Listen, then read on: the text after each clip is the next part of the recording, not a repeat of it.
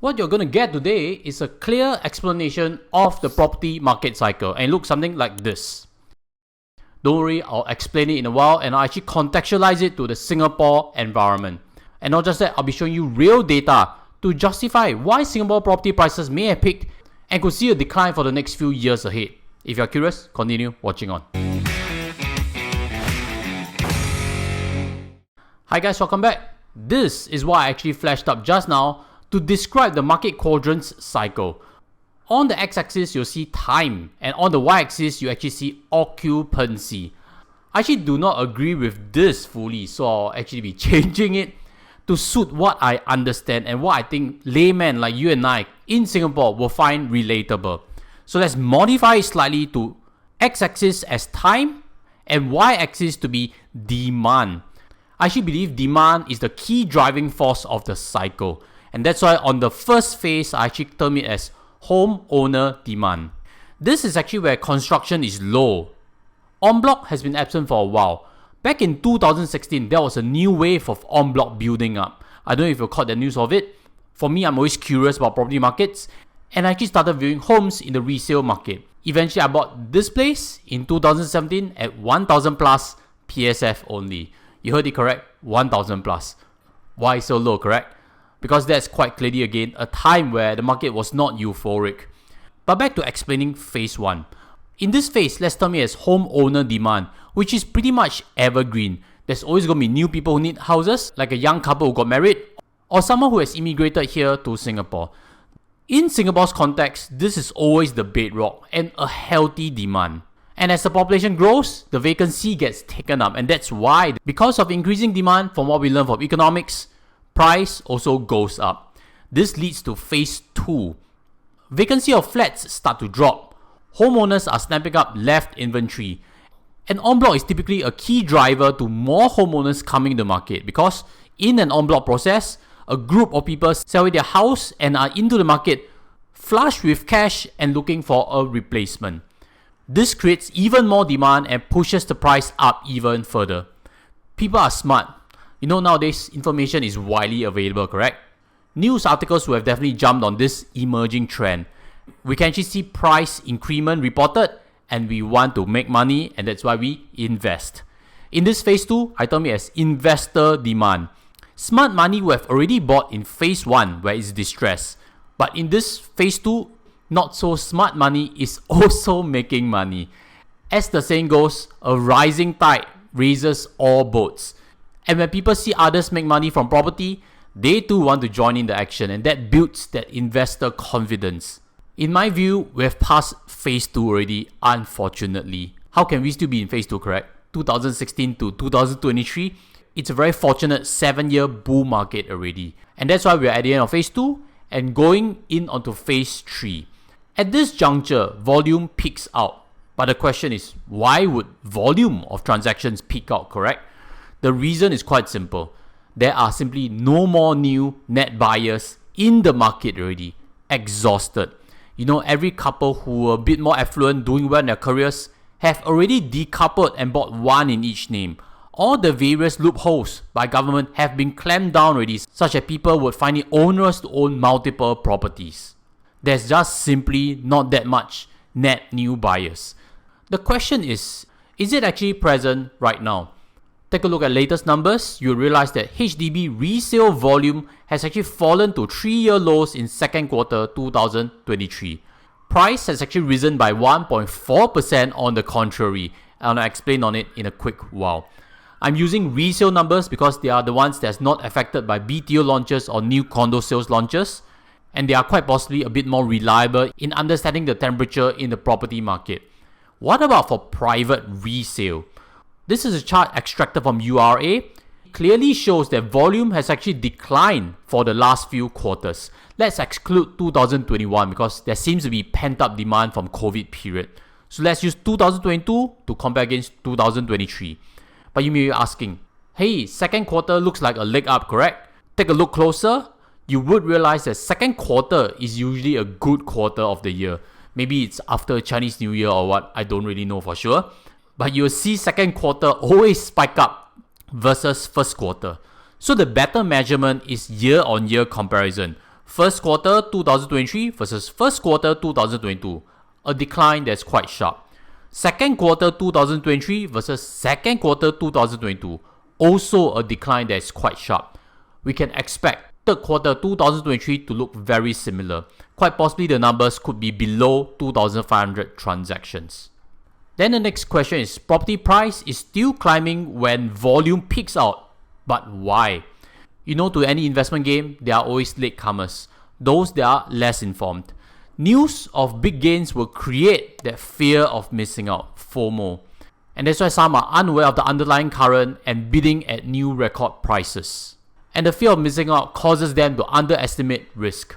At this juncture also, sellers are unrealistic, getting greedy already. I think if you are a property agent, do validate whether this is true or not. At the peak of the cycle, sellers are asking for the moon.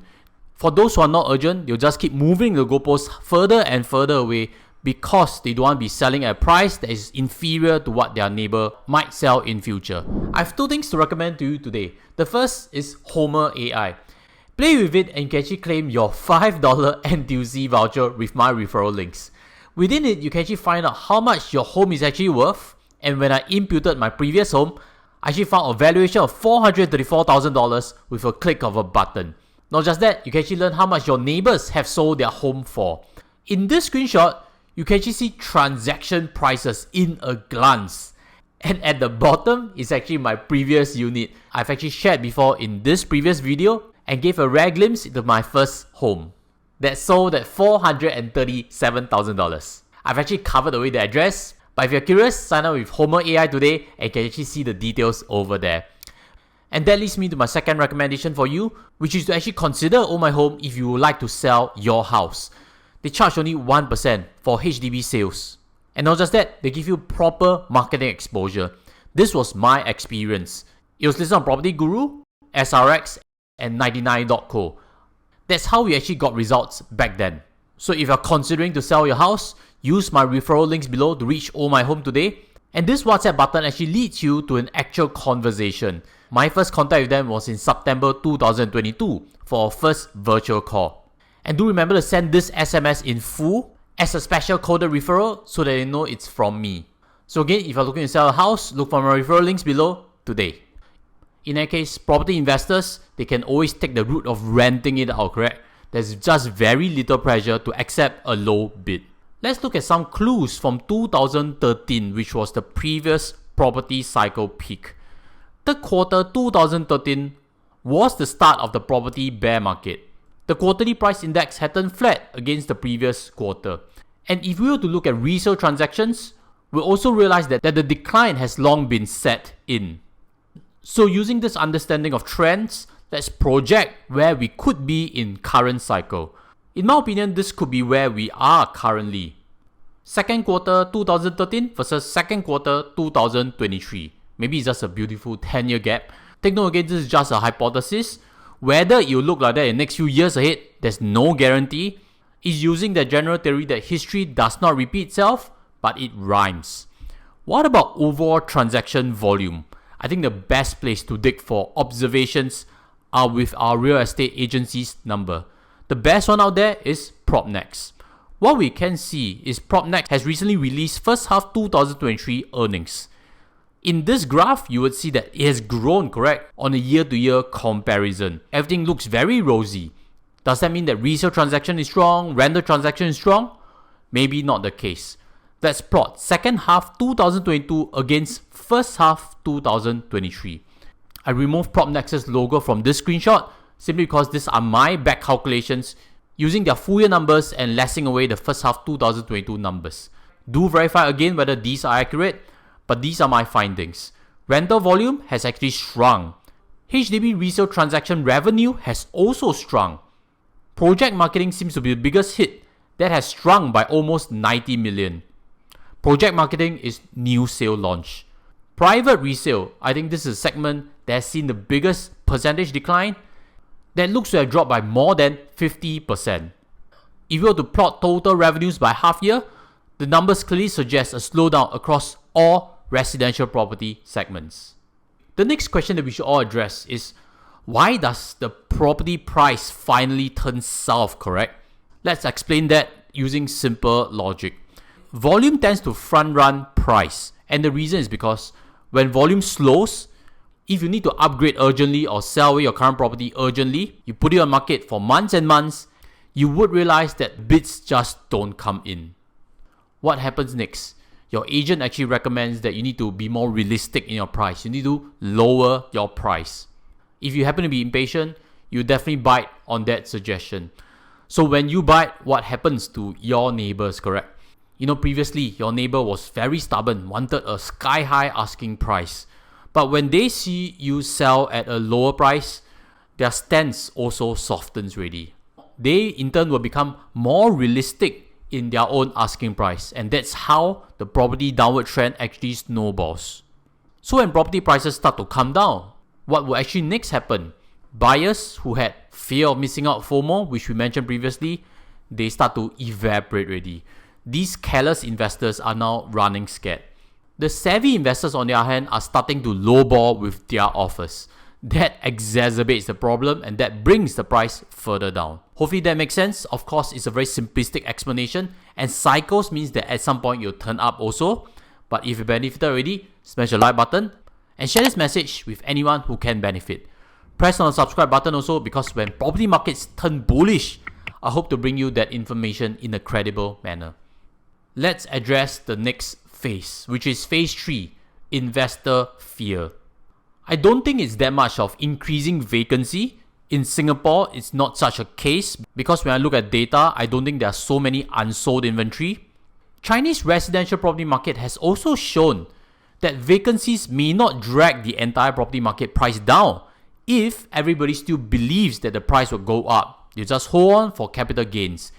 But I can't say so about increasing vacancies from the rental market. Many projects in Singapore are going to TOP this year.